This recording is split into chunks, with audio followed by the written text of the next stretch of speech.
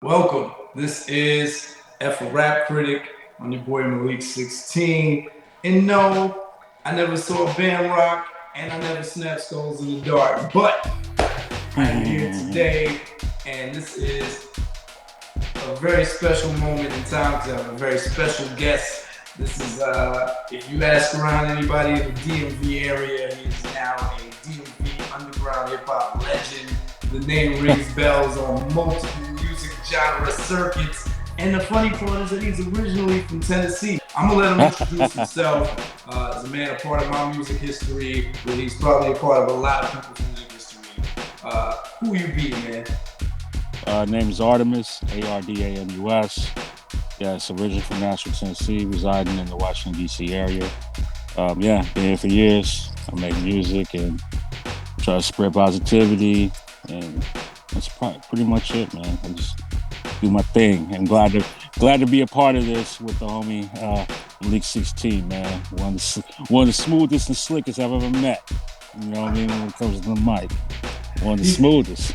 He's being too humble, y'all. That's Libra game. We both Libras, you know what I mean? He's being way too humble, but you know, the body of work, the catalog is out there. Artemis, you still handle a lot of your own production?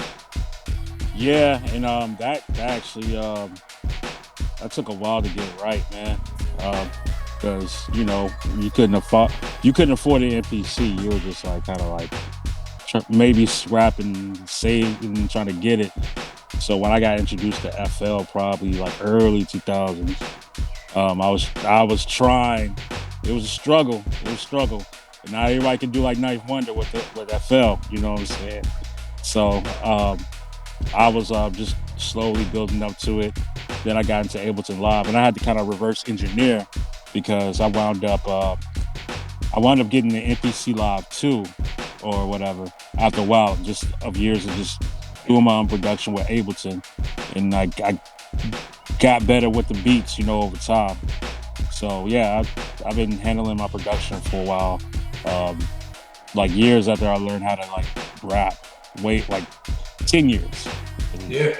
So I've been doing this campaign called 1996 for the rest of the year, and since the end of the summer, I've been reviewing nothing but albums that are turning 25 this year. And so the reason this is a special episode, the reason I had to do this with you is because we're talking about none other than the album Soul on Ice by Ras Kass. A little background, it dropped in October 1996, October 1st.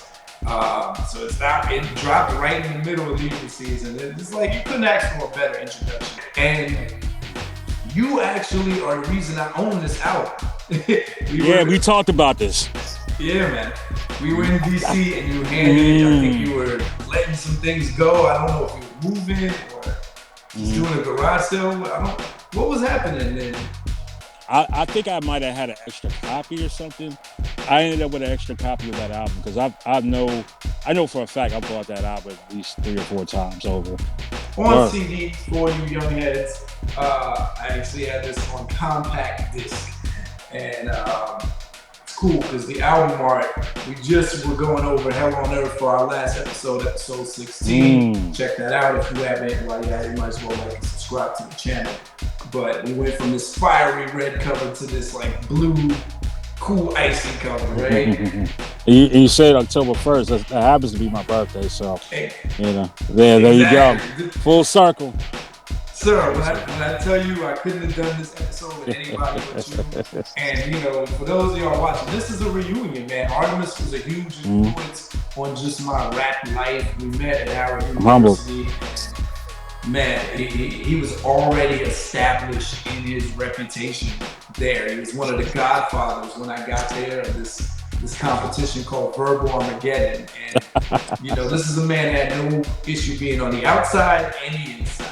And so, in this category 1, where we go over the album, the product itself. So there's going to be 10 dimensions that we go through, examining how this just is as a body of work. Okay. So the first dimension that we go over is dimension 1, the quality of the production. When we think about the production at Artemis, what can we say about it? You know, it's crazy. This album actually got bashed a little bit for some of the beats, but I don't think that there was a bad beat on it. I think people were expecting a particular sound from it. There's a gritty. They had some of the beats have a very gritty, almost like SP12 or SP1200 sound or SP404 sound to the beats. And shout outs to Voodoo, who was part of Western Hemisphere back in the day with Ras Kass. He like laced some of that. Y'all not familiar with Voodoo? Check out his underground classic. What was it called? Was it called Regions? Dark Regions? Check out that EP. It was very, very dope. I think you know about Mr. Voodoo back then, Mr. right? Voodoo, yeah, you're right, Mr. Voodoo. Yeah, yeah, man. Like the beats on there were just dope. I mean, Battle Cat has a track on there, Marinating. I mean, I think Marinating was one of the beats that got some of that flack because it was yeah, just kind of this drowsy, bubble machine beat. but you know what's crazy? Like that beat, it matches with another song on the album, Drama. You dig what I'm saying? So it's kind of like you have like there are a lot of beats on that album that just mirror each other. Evil That Men Do, beat wise, I could say that kind of mirrors Nature of the Threat. Just the sheer like hard hitting, like kind of like style of the beat. You know, like he did a. I know what you're touching on. Yeah, you know what I'm saying? The main producer, Bird is like the middle ground. Right. Of everybody. Voodoo provided the darker beat, so he did Nature of the Threat, Order, Acabo, yeah, and Evil That Men Do, right? My favorite track on the album. And then this dude Flip is responsible for all those flute beats, all those pretty beats, right? Miami Life. Chords, you got flutes. So I know what you're saying when you talk about the matching and the pairing. You do get a compliment for each kind of beat. Battle Cat, he's really the only outlier there. I would even say Marinated is kind of experimental for Battle Cat. Because Battle Cat's known for those up-tempo, mid to up-tempo beats. Now, knowing what he's known for at this point, from the 90s all through, that I feel like he might have been flexing a little bit on that beat. He's like, let's do a slow bubble machine beat and see what goes on. But undeniably West Coast. There's a lot of beats on here that are like signature West Coast sound for the 90s. Right. And I feel like I probably have to come back to this point later on. I feel like Marinating, that was a song. At first when I heard it, I was just like, why is this so smooth and soft? And now I realize that's a personality of Ras Kass though. Like, and I never picked up on it because I'm just like, he needs to say something smart and crazy. I was like, nah, he's in LA. This is how he gets down. Like when he's not trying to be all complicated, like, he's trying to like kick it and party. So, it's a dope kind of contrast that you kind of get the overall feel of the artist. So, but like I said, production wise, I think it got bashed a little. I think it got bashed a little too early, and I think it's like in hindsight, listening to it, it's a well done album. It's so refreshing to just have somebody on the show that speaks producer talk, because I'll be down here like using all kinds of words, and the equipment, and that's awesome. I know the sounds that you're gonna hear. You're gonna hear harpsichords, you're gonna hear flutes, you're gonna hear bubble machines as mentioned, but you're also gonna hear boom bap influence. You're gonna hear bass, like deep bass lines that were popular in the 90s, and just a lot of experimental stuff. Like we mentioned, Voodoo doing the darker beats. You get a lot of those vocal kind of chanty sounds in the background with some of his productions, and the samples that were used here. They were using some really interesting samples, using the end. I think I'm going. Rip for realism. Yeah, and that's one of the albums. That's one of the songs that got clubbed too. And I was like, nah, you can't club that song. Like what he said on that song, like, because there was really the hook came in a little bit late on the verses. The verses were going. He said something like, it's like elevator music. because niggas don't listen. I was just like, what? It's just a little more experimental than what everyone else is doing. They're like, right. We're gonna use the average white band sample, the same as Rakim used for Microphone Fiend. Right. We're gonna, add some little nuances to it, and we're gonna just randomly have this vocal snippet saying "so," and that's the title track. Killed. Yeah. So, that I would say Sunset, where they had the cuts in the end of Sunset, where they flipped. It was Mad Lion used that sample, and it was like a what was the DJ's name? Was it Shortcut? Yeah, DJ Shortcut. DJ Shortcut. He did he was doing like the scratches at the end, and then when he flipped the doubles on the track, I was like, what? That was insane. I was like, that was like a perfect, like, that's when you just want a DJ to just go crazy. Like you give your DJ doubles of a track that you just want them to go crazy on after like some fire verses. Dope. That Sunset song used to be hype, bro. I ain't gonna say. In 1996, the whole point, like giving your DJ a solo was just kind of the last year where that was even appreciated or popular. The quality of production, that's something for y'all to consider on a scale from 1 to 5 heartbeats.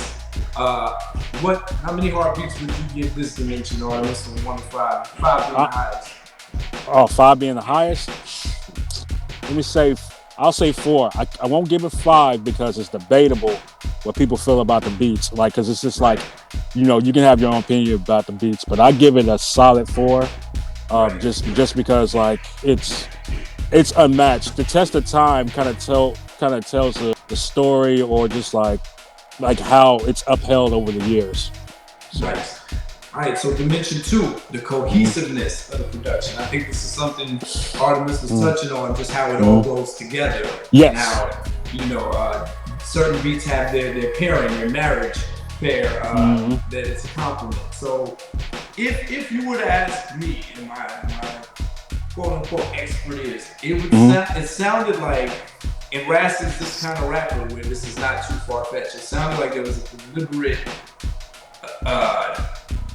goal here to blend heavy East Coast influence beats and heavy West Coast influence beats. So when I mentioned marinating sounding like, oh, this is some West Coast stuff, because they're playing up, some of those modulated sounds and stuff. So you hear that on a lot of the laid back tracks, and the tracks in the West is like, oh no, I'm spitting on here, like etc. Sound like it could have been any East Coast underground rapper of that time. And I think, Ras being another Libra artist, he wanted that balance. For every etc.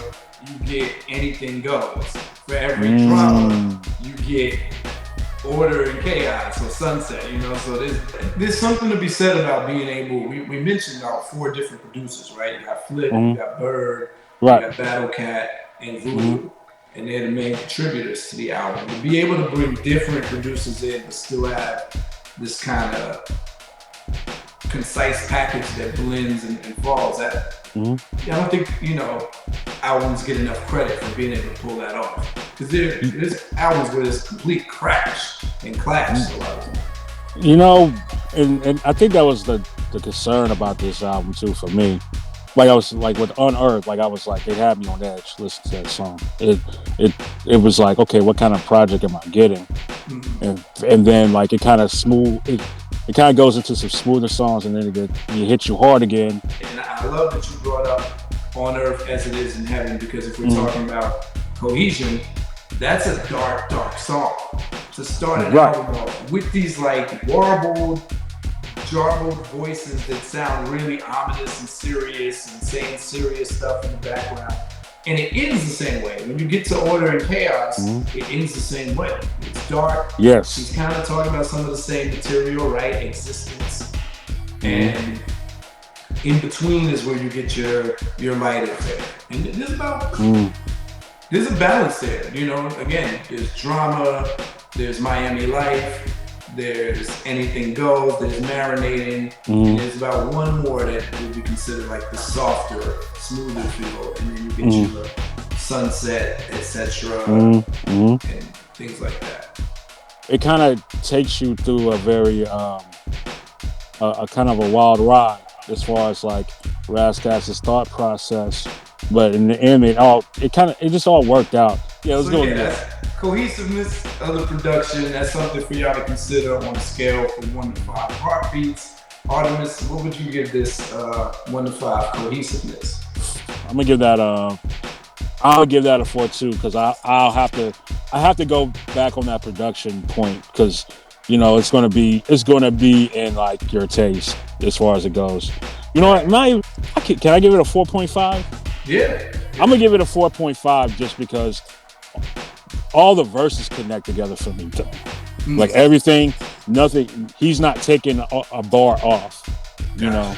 So sometimes that happens. Sometimes the rap is the final element that glues the production together. Yeah. That the voice is an instrument. I say this all the time. So Dimension 3 is the question of, is there an intentional mood or tone on the album? And it doesn't have to be intentional.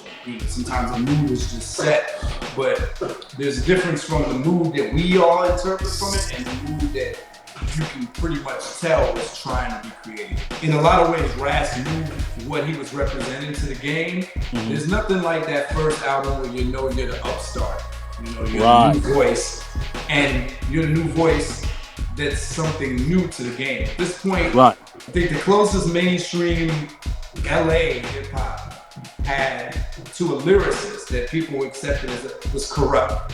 In the mid-90s, if you ask people, does the West Coast have popular rappers? They say yes. They say yes. Spitters or lyricists, people be like, well, they got Corrupt. So Ras was the answer to that. And he was a part of this new wave. Of course, underground, there are hella lyricists, but as far as being on a major label, making noise, he knew that he was coming in. He also knew that he was doing this shock rap thing, and that was going to be his calling card. So I think he knew that, and he came in ready to cause controversy. I think that's the tone that's set on this album. What do you think? I feel like the overall tone, I mean, you can't really say it's angry. You can't say it's like very laid back and chill. I think it's just, he's like, I need to be taken seriously, I think that's a better way to put it. I do agree with the shock value thing because the focus is bars, Like if he's taking it up a notch with the bars, he's he's letting people know that I can write. Because his main influence was KRS-One. I didn't know this, and you couldn't even tell really. You couldn't tell that? I could tell that right away. Same way, Big L came from the Shock family tree. Ras Kass from that same school of thought. And what makes it I think a tone that permeates the whole album is that, as you mentioned, from the very first song, he's here to ruffle feathers. Whether he's talking about something deep or something casual, everything is shock. The songs about women, there's a shock value. You know what I mean? The songs about, where he's touching on government stuff, religion stuff, and even in his autobiographical stuff, Evil That Men Do, he's saying some real, stuff you've never heard rappers say. So there's shock in the punchlines. I think that's the common thread throughout the whole album, but that's something for y'all to consider on a scale from 1 to 5 heartbeats. And so the way to rate this, because this is a real tricky one, you rate it on how intentional it was, and if it was intentional, how well it was executed. So if you were doing that on a scale from 1 to 5 heartbeats, how would you rate that? Oh, definitely 5. Yeah. Definitely 5. Yeah. Because you can't be that serious about writing the stuff you write. Again, it's just like, and then you become one of the most revered lyricists of all time. One of them. So, All right. So Dimension 4 is the song distinction, the repetition of words and sounds. How repetitive was this album, if at all? You know, you can make an argument that um, the punchlining style was repetitive, but I don't think it's like a bad thing unless you're just like waiting for him to do something like say like a plain line or something here and there. You know, I don't think it was too repetitive. I don't think it was repetitive in a bad way. Like he was just trying to keep it consistent. You know. I'm Uh, surprised you think it's repetitive at all. I didn't hear any repetition, production wise or word wise. Ras is bringing like a vocabulary that was just like, every now and then you get these eras of rappers where they come out and they show you that language is a tool and they can really be used. I think Nas was a big deal. Rakim, Cannabis when he came out, just using. Ras used the word reverberate on yeah, this album. I was like, yeah, who says that? And this he's got a vocabulary. He's flexing it on this album. I don't hear him saying a lot of the same stuff. He may say the same kinds of stuff, right? It feeds that's into probably the way. Okay, that's what you're saying, right? Yeah. That's what I probably. Yeah, I think he set himself up to be a jerk or controversial figure. Him and Gino XL used to run together. Yeah, They came in with that. I'm gonna be the bad guy. yeah. And so, but with that, I don't know if he doesn't waste words. And the production we already talked about having this crew that he assembled, and they fed into each other, but they stayed in their lanes. Like Flip, again, there's about 3 beats on there with flutes, and they're all from his production. Right. No one else messes with flutes. They're like, that's your thing. Right. Voodoo does those haunting, rumbling bass lines. No one else does that. They leave that alone. And Battle Cat does his thing. So, I might sound biased here. I'm trying to sound as unbiased as possible. That's what this channel is about. But if you ask me, I don't know if there was any repetition. Not much of it. I mean, it's not like they took the exact same beat on each track and just remade it, and then Raz is like, "Oh yeah, I'm gonna just remake this song again." He was just trying to dip into different bags of what he was doing on the album, but still make it kind of like connect, So yeah, I don't think it was really that repetitive at all. That's not a. I don't think you could ever make that argument about this album. Yeah. I don't think you could do it. And the hooks are different. There's some hooks where the samples do the hook for you. There's some hooks where he's spitting them. So not a lot of room here, but something for y'all to consider on a scale from 1 to 5 heartbeats. Man, I'm confused on this one. If I give it a 5, that's not saying it's repetitious, right? No, if you give it a 5, that's saying it avoided being repetitious. Oh yeah. I'll give it a 4 because somebody could argue that, but I don't think it's that fair of an argument. Right. I don't think you could really consider it just like that repetitious. But I'll give it a 4 just to be like, I'll leave room for that if somebody feels it differently. So. Gotcha. Yeah. That takes us to dimension 5. The amount of songs versus the amount of content. So we talk about this a lot, where we get these 24-track albums and they only talk about something topical, substantial for like 3 songs. This album has... It's 13. It's 13 tracks, yeah. So he's in that real safe range. 14, you're guaranteed to have 1 song that people might want to skip, but we'll talk about that. But here, how often is he talking about substantial things, in your opinion? I mean, if you really want to, like, I had to look at Wikipedia again for this for a second, just to make sure I get some of what I'm saying right from what I remember. I mean, if you look at it, I feel like there's maybe there's maybe 2 songs on here that are just like, okay, whatever. And they're still really good songs. Marinating and If Then. Because they're kind of like, Marinating's just like a party song. It's like a chill party song coming through to kick it. And I love that song. If Then is like a brag song. Right. And I love If Then. I tend to think of content on albums in a weighted kind of sense, because Mm-hmm. you can have one heavy song that makes up for all the lack of other, songs. True.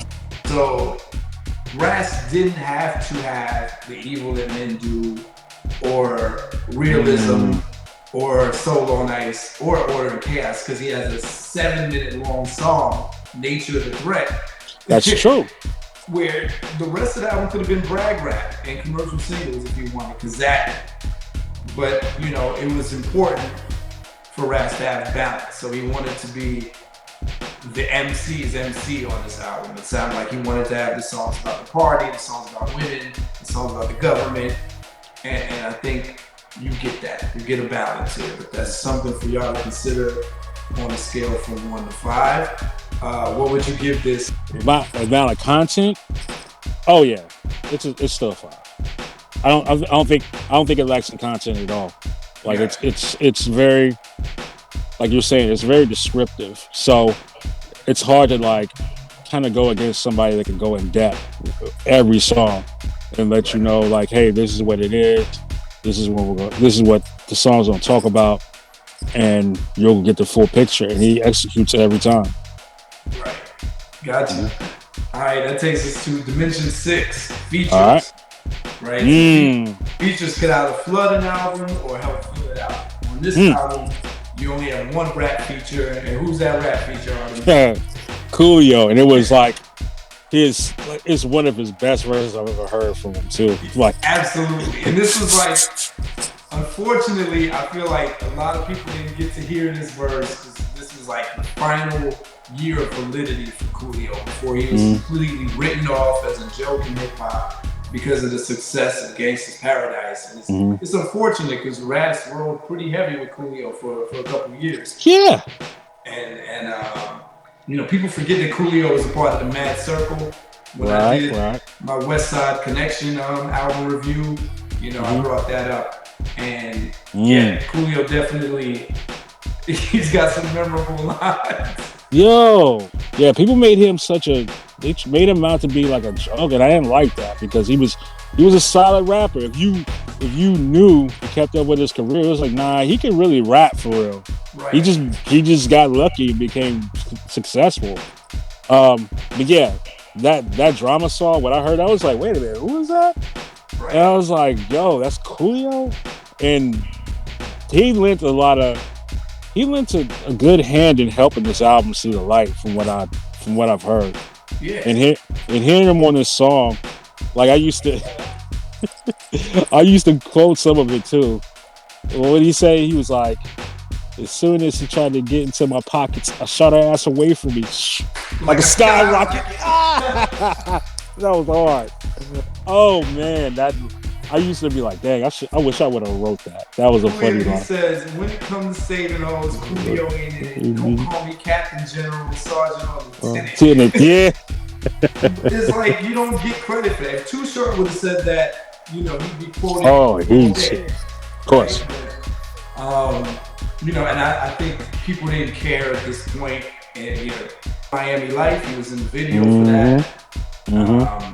And then he also, is the only featured rapper on this album. And kind of ends out drama was a much needed, present from that, because I think maybe 3 verses of Ras, maybe it would have felt like he's going too hard on it. So Coolio comes, makes you laugh. He's got some humorous lines, breaks it up a little bit. Different flow that contrasts to Ras, because I think people expected Ras to have like a Chino, somebody who rapped like bar monster like him. But I always appreciate when barred up rappers get with rappers who are so opposite, who just contrast with style over, trying to match up. Something for y'all to consider on a scale of 1 to 5 heartbeats. Did the feature here, did it help or hurt the album on a scale from 1 to 5? What would you say, Ardamus? Oh, solid 5. And it should remind y'all that Coolio can really rap. Right. Really rap. So. All right. So Dimension 7. All right. The question of, does the weakest song on the album, or do the weakest songs bring it down? Every album has a song that, just due to general opinion, we just may not like as much as the others. It doesn't mean it's whack. And on some albums, that wax song is a stinker, and it really brings the value down. Are there any songs on here that just kind of stop it from being a full classic? You know, it like no song stops it from being a full classic. The weakest song on here to me was always the title song. I don't know why. I think it's the way you know flipping the microphone feed track like the whole way he did it was clever. But I definitely think like if it was placed, if there's any criticism I might have had for this album, is that track, if it didn't appear earlier in the album, it could have been a cool B-side. And the reason why I say this is because the Diamond D remix to Solo on Ice is crazy. Because every time you hear that remix, I mean, the first lines, I mean, the waterproof sea, you ain't wetting me. You better stop rapping and start rapping beats like Steady D. You're right. What? Right. Yeah. Listen, we'll talk about that in the next dimension because that's definitely the point I wanted to make. So you say the title track is the weakest. I think, trying to think from that era and also through the ears of a casual listener, I think most people might feel like Realism is one of the weaker tracks, because if you can't get with that sample, then it's going to be hard for you to care about how dope Ras is spitting regardless. And you might just feel like it's a weak beat. I think you and I appreciate the production on there. I love it.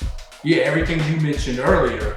And then Marinating. A lot of people, I remember Marinating being the B-side to the Diamond D remix of Solo on Ice. And I was like, what the hell is this? As a kid, I didn't want to hear that. I was a kid, I just want to hear raw rap. When you're in that phase and you just want to hear raw rap, you don't even listen to R&B when you're a kid. And so Marinating was just too smooth and too opposite of everything Solo on Ice was. And so I think for a lot of people, especially if they're looking at Battle Cat catalog, it might feel like that beat is experimental and considered weak. But do these songs bring the album down? I'm in agreement with you. I don't feel like any of them bring it down. I don't even skip them. I let them play. Oh no, completely. Like I think when I first heard the album, I probably skipped it for a second because I was just trying to like hear certain songs, and I was like trying to get a feel for it. But then there are times I just let the album play, and I'm like, oh, that's what it is. Yeah. Because I wound up listening to the original Solo on Ice track quite a bit, and I really liked how it just like what he was doing on the beat, especially in the second verse. It was just like it was dope. Like that song did sum up the whole album. I just didn't think it held up as strong as like the rest of the project. But that's not even that bad because it was still a dope track. Yeah. Like overall, it's still a classic album. On a scale from 1 to 5 heartbeats, what's the weakest song and does it bring it down? Are there any weak songs? On a scale from 1 to 5, would you say that? How much would you say? This is where it gets tricky, right? Because it's still 1 to 5. So I guess 5 would be how good a job the weak song didn't do it bringing it down. Oh, okay. I'm gonna say, dang, this is hard. Dang, man. You know what? I'm gonna say 3.5. Okay. Because the remix is that good. Yeah. This you mentioned 8, Massive Pill, right? Ooh. So I think, Ras knew he was an underground rapper. So you can just tell when rappers know, but I think Ras also had a projected confidence that he was gonna surpass that. So this is where you get tracks like Miami Life and Anything Goes. I think he really thought Anything Goes was gonna get radio play because it had I think female vocals in the background, and that used to be the formula in the mid-90s. You get female vocals of any kind. I don't know the story. I don't know if the label put Ras Kass up to it or if he really just thought that was gonna be a radio play single. It just didn't have enough of that hook catchiness to it. Compared to other leading commercial singles, was pretty weak. What did do something, as Ardamus mentioned, is the Diamond D remix of Soul on Ice. And that's because that was the song that they used for the commercial promo for this album. Right. Whenever you would watch Rap City, you'd see Ras Kass sitting at a desk and he'd be reciting the first verse. I think, did he do like 8 bars of that song? The 8 bars of the remix of Soul on Ice. Yeah. For the promo commercial, you know, and I think that was attention grabbing. You know, he did the Steady B line. Yes. You know, he did the Thuggish Rugged to the Bone, and I'm gonna diss everybody. And this was a chess move, right? Because aligning himself, we speak about 96 being the East Coast, West Coast year. It was also the beginning of this underground versus mainstream. It was like these shots were being fired. I talked about this when I reviewed the Stakes is High album. Oh, De La kind of got on the bullhorn and was like, hey, this is what we're sick of. And then you had the Roots that same year. You had Jay the Damager. A lot of those rappers were fed up with, because this was like the height of the Versace mafioso era too. So on the West Coast, everybody was wearing like linen, baggy suits with top hats, being a player in a Mac. And on the East Coast, everybody was being a Gambino. And everything was just the beginning of fashion names being dropped. And the underground rappers were sick of it. And so Ras Kass making this song, you know, in his hook saying, you want Lexus Moon Rules, Hennessy 80 proof, and just kind of taking little lines like that. No matter how much green you'll make, you never taste the avocado, just another Versace model. He was showing his alliance with that school of thought. Like, I'm sick of this too. I want the money, but I'm not trying to be a jiggy rapper. And aligning, getting production from Diamond D, he was kind of answering both beats. He was like, look, I'm a West Coast rapper. I'm going to get with one of your hottest producers on the East because I'm not with it. But I'm also an underground rapper and I'm not with all the jiggy stuff. So. You know, that's crazy. That's a good perspective. I've never heard that before. And I think that really does answer a lot. I think Ras is like a very good hybrid, but he's definitely one of those too smart for his own good types for the casual listener. And that bums you out because, you know, you want to see somebody like that win because he has, it's all the winning formulas of it all. You're just like, dude, you can do so much with what you have. And, you know, a casual listener would be like, oh, wow, this is like very like complicated and complex, but it's like, it gets right to the point. At the same time, people just see it as too smart. You know, it's a very interesting ethical argument about like rapping and appealing to the masses, because that was a pivotal year for like. It was pivotal. I think it was the last year where you're gonna get that much of a balance. This is when corporate realized that this is really commodifiable, and we started seeing a huge imbalance on what was being on radio programming. Ras is an interesting character because Ras wanted, he was in the middle. He knew he was underground, but he wanted the mainstream success. And Priority, they're a machine, but Priority is always profiting more from rap acts who get out and do it themselves. NWA did it themselves. No Limit did it themselves. Priority was just the foundation that allowed them to do something with on a wider scale. But for a new rapper without that, because Ras didn't rep anything, and I meant to bring this up when we were talking about repetition, because a lot of times you get rappers who are on every other song, they're gonna rep their crew or their hood. Ras didn't come from any other tree. You know, he wasn't affiliated with a clique. This is the beginning of the cliques too. He didn't have that. It was just him. And he wasn't trying to use the Coolio thing. I think maybe the label might have been like, hey, put Coolio on this Miami Life video and we'll put it on the soundtrack to The Substitute. I think it was out of The Substitute. That didn't go anywhere. Anything Goes didn't go anywhere. So the last shot was this Soul on Ice remix. And Which is interesting that they, they chose to let that be a single, because you would think the original version of Song on Ice was more radio friendly. Right. I think they accepted that he's an underground rapper, and maybe this controversy angle is the way to go. And it was hella controversial. He's saying things like, "I'll spit razor sharp quotes to slit the Pope's throat," and talking about the New World Order, which was all the rage back then. Everybody was talking about the New World Order. Like years before Y2K and all that, there was he was on that, and like he's presenting himself very smooth, like he's got the fresh cut, all this going on, so you don't know really what to think. Like he looked like he might say something extra ignorant, but he's like saying something that's cutthroat smart and just like witty.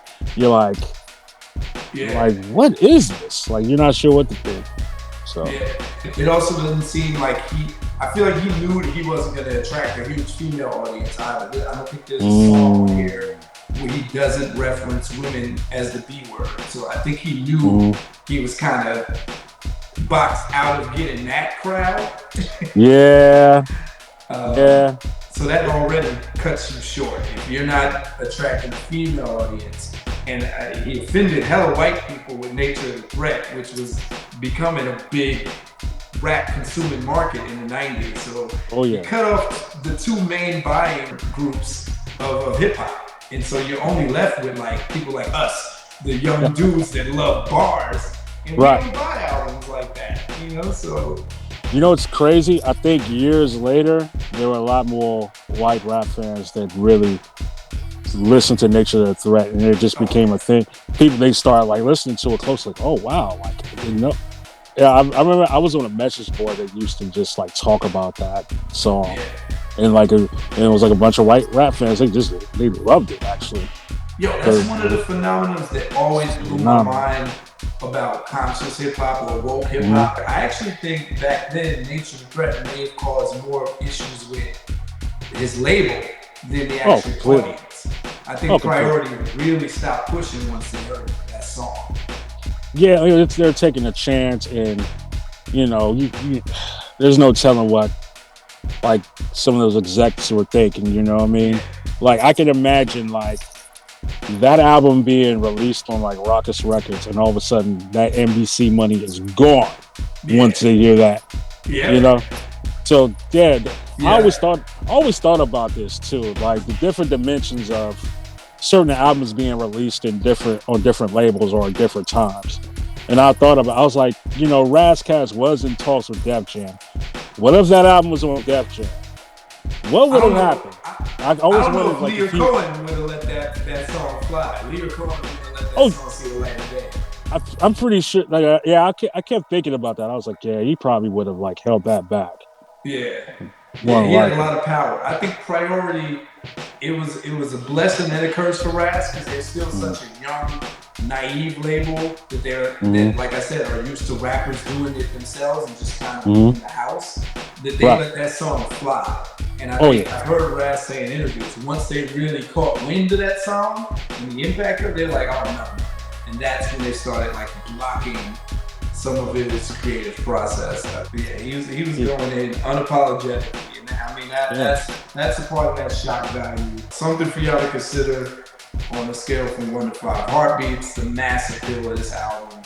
I'd love to hear what you give this massive. This is a tough one because you don't want to be unfair to Ras, like he didn't reach people, but it's a cult following. So, man, if you were an A&R and you heard this album, would you think it had massive appeal? Man, not so. I'm thinking about then, after that, and now. Like how would I see that as an A&R? I gotta give it. Man, I gotta give it 3, bro. Takes us to the next dimension. Dimension 9, my favorite. 3 I's: the impact, the innovation, and the influence. Impact. Ras ran with 2 of the rappers who got called out by Tupac, right? And so Exhibit and Chino Excel. And he dodged the crossfire because, you know, Ras is wild, but he's not stupid. He didn't have any squabble. I think he was on Chino Excel's song where Chino disses Tupac. Right, yeah, the song. Yeah, but he manages to escape the rap. Maybe that's because, you know, he just wasn't on Tupac's radar. At that time, Tupac would have got at you for just being on a song with somebody who's dissing, right? There is an interview with him even mentioning that. He says something about that, and I always wondered that. I was like, dang, like, yo, is Raz like gonna be like, is he alright? Is he gonna be good? You know? And I always wondered that. And like nothing ever really happened to him. He even talked about it. He was just like, yeah, like nothing happened. But for a minute he was just like, I don't know. They're looking at me sideways. Yeah. So another thing that slipped under the radar was, you know, on Sunset, he really is feeding into the East Coast, West Coast beef. He's doing this thing where he is trying to assert that he's in the middle and he's not with it. But he makes these caveats, and he's like, I'm not involved, but when you diss the West Coast, you are dissing me. So I'm not trying to push the East Coast, West Coast beef, but I'm repping the West. And so in that, you get these jabs, you know, and at the end, he does this thing where he's like, easily I approach, which is from Common's song, you know, I used to love a people's shirt, I used to love it, right? And where that's a line from Common, and a lot of people, you know, trace the origins of the East Coast, West Coast beef to Common's song, I used to love her. And things like that don't help not to stir controversy. So there's a lot of controversy that surrounded the release of this album. I don't know if those 2 points flew on anyone's radar, because I just don't think Ras Kass was popular enough to be mentioned in the East Coast, West Coast beef conversation. So he dodged bullets, but it wasn't for lack of trying. I feel like he was trying to be involved. I feel like, so this is where we got to talk about Sunset. And this is why I like Sunset. I'm not from LA, I'm from Tennessee, but I felt that though, what he was saying, because like, I remember telling people I'm from Tennessee, I rap, and they try to clown, and I didn't like that. You know, I was not having that. I'm not gonna lie and tell you that I'm from a borough in New York, or I'm from a certain part of LA, just so I can get some clout. But you're not gonna talk about my town.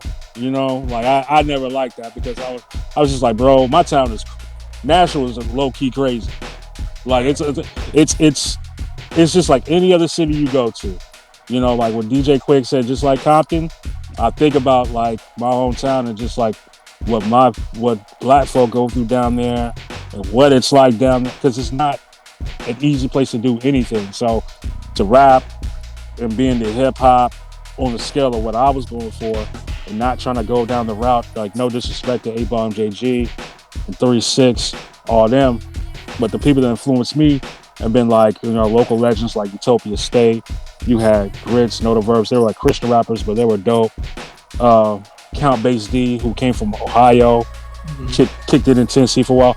All that resonated with me. So by the time I get to listen to Ras Kass's Sunset and what he was saying, I was feeling that, because that's how I felt. You know, there was no like ciphers all the time where I was at. Like, you know, I'm on the South Side, where it's like, you know, it's like low key like middle class, suburban to poverty, and we're far apart from a lot of things. But like, you know, we have our stores, we have our little neighborhoods or whatever, and we're like, my friends, we want to get involved in hip hop, but you know, at the same time, people look at my town like, oh, this is like horses, and cowboys, and farmers. It's like, okay, play that game if you want. Right. Come around here, you will see. You won't want to go certain places. Because you're from the home of country music. Like, it's known for country, so people associating rap with where you're from, I'm sure that was a culture shock for them. They have to know, yes, there are MCs that come from here. Dude, the very limited places you can go to like rap and freestyle. Like, I didn't even get to a place like that until I got to Howard. But I say all that to say, it's like Sunset used to remind me about that. Like, I used to listen to that song with, dang, like he's from LA, but I feel that, what he's saying. So you can relate, yeah. Oh, completely. Yeah, Completely. I think, you know, he would have made a bigger impact if more people knew about him. But, you know, he gained a reputation for being controversial because he wasn't afraid to speak on things like that. There you go. But just not enough to turn it into sales. And then innovation, I think maybe what he represented created some innovation, because in the source is noted as calling him the West Coast's answer to Nas. That generates some level of buzz, and he did represent something that you weren't getting. Because even if we're talking about Corrupt being the go-to lyricist of the time, when you think of Cali rap, no, he wasn't backing it up with substance. Ras Kass is coming with shock and substance. He's giving you a whole history lesson in a song, you know. Right. And no rappers were doing that, let alone coming from Carson or Los Angeles, California. As far as what was introduced to the rap game, there's not been a song like Nature of the Threat before or after. The closest, you know, KRS, which we mentioned being his influence, but he did You Must Learn. Right? That was something. He's talking about the history, the genealogy of Shem from the Bible, and, which then leaves us with influence. Now that, I don't know, you think any of this album had any influence on the game? Completely. Because I'm not sure. I think for the for the writers, for the rappers, for the heads, like definitely for the people who treat like hip hop and rapping as a apprenticeship, as a craft, definitely had a very severe impact. And I think that the casual listener might not know that necessarily, but it's definitely there. Yeah. Hopefully more people in time will realize that, because you know how it is. You know, when people are gone or whatever, you know, all of a sudden, oh yeah, I knew about that. It's just like, dang, like should have given that man his flowers while he was here, you know. Right. But like I think in the long run, he definitely was one of the people that really did influence a lot of artists, and definitely myself. You know, like I said, studying that album was like that was one thing that I used to do a lot. I used to just pay attention to what that album was saying and what it was revealing to me, as far as just being a writer and being a lyricist.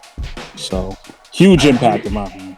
Huge. It definitely was a huge influence on me for sure, because he did things in rap I didn't know you could do. I didn't know. But influence, I agree with everything you said, and I think you hit it on the nose. I think if there was influence anywhere, it was on the heads, on the other writers, on the rappers, the next generation of spitters from the West Coast that came out. A lot of them do reference Ras Kass. And spitters in general, not just West Coast, but I say West Coast just because his presence meant a lot. It proved that there's spitters on the West, pretty much like what Kendrick did for the next generation, where there was this lull between where people were like, man, West Coast ain't got no spitters.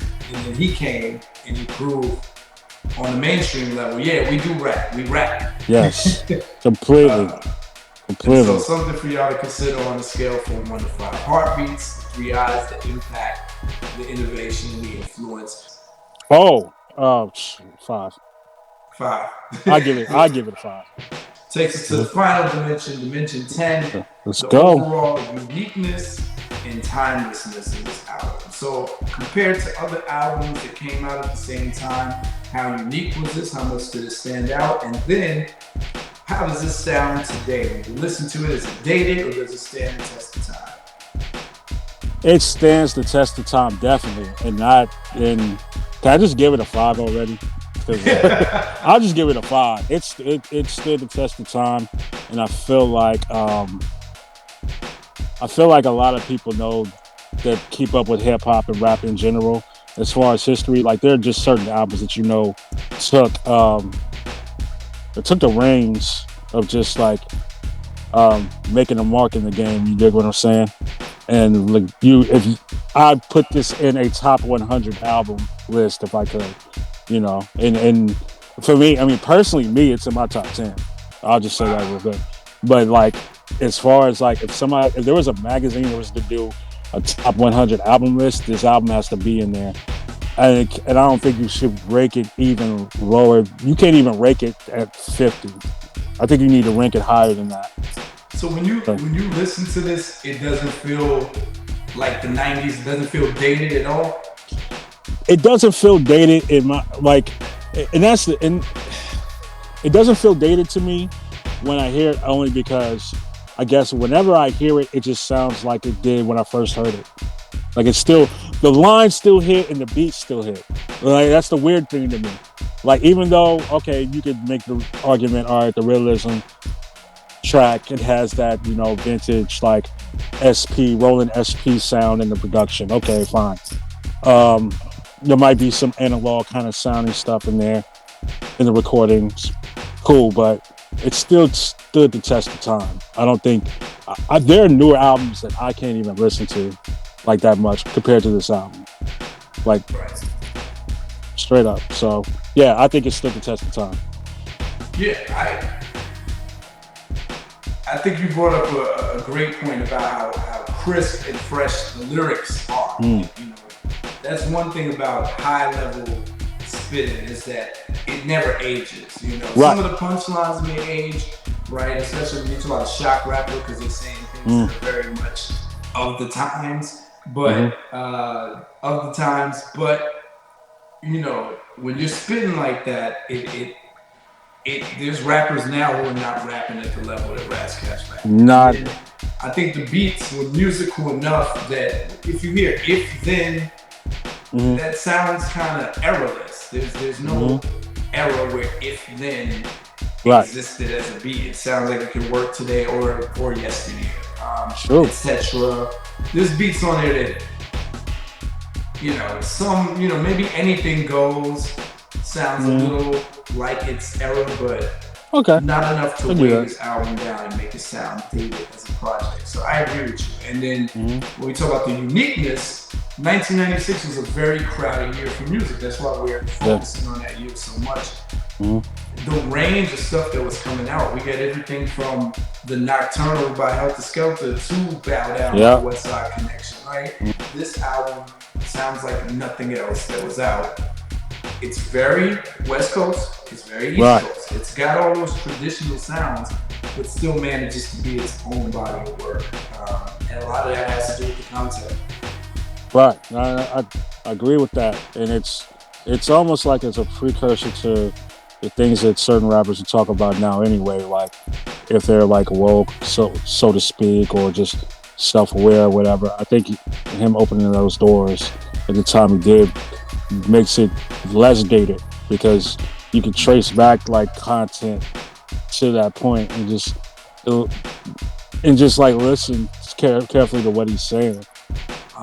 He's made some questionable moves in his career, in his personal life, but that's not what we're here to talk about. Yeah, exactly. Hey. So, that concludes our category 1 review of Solo Nice, and that's just talking about the album and the product, how it performed and the body of work. Now, category 2, we go over the rap performance, and that's where we really start breaking down those more nuanced things like the flow patterns, the use of voice, the concepts, and how Ras did on the album. This is like Sports Center, and I'm at the Giants here, and you're a Giant. And thank you for making time for this episode. And please let the people know what you got cooking and where they can find you. So it's Ardamus, ARDAMUS. If you check me out on ardamus.bandcamp.com, I have a lot of albums out. I got some merch. New album, Insurance for Your Self-Esteem, comes out December 15th. I got like CDs and cassette tapes because I still believe in having tangibles for music. But it'll be everywhere though. It'll be like, you could stream it, Got that coming out. I got 2 lyric videos. I got one for the Everybody Party track that I that I just put up on my YouTube, and I got one for And That's Why, which is like the main song that I wanted to drop. Yeah, man, I got some more on the horizon, bro. I can't speak on all of it right now, but just be on the lookout. The 2 lyric videos you have, this is on YouTube, so while y'all can like and subscribe to F for Rap Critic, y'all can go jump right from here. There should be a link underneath, right to Ardamus' YouTube, and give him some subscription love. And here we're going to do part 2. We're going to really dissect the lyrical prowess of Ras Kass. But in the meantime, listen to the dope music that this man is presenting. I always get this confused with his hand. Ardamus, has been a pleasure, bro. I appreciate you, man. Like I said, you're one of the slickest I know, man. Hey, man, you're one of the most creative and talented that I know. You're a giant. You're a legend in the making, brother. And we'll get back together sooner than later. Exactly, bro. Appreciate it, man. Thank you for having me. All right, man. Peace. And until then, F for Rap Critic. They talk about it while I live it. Words and that. Yeah.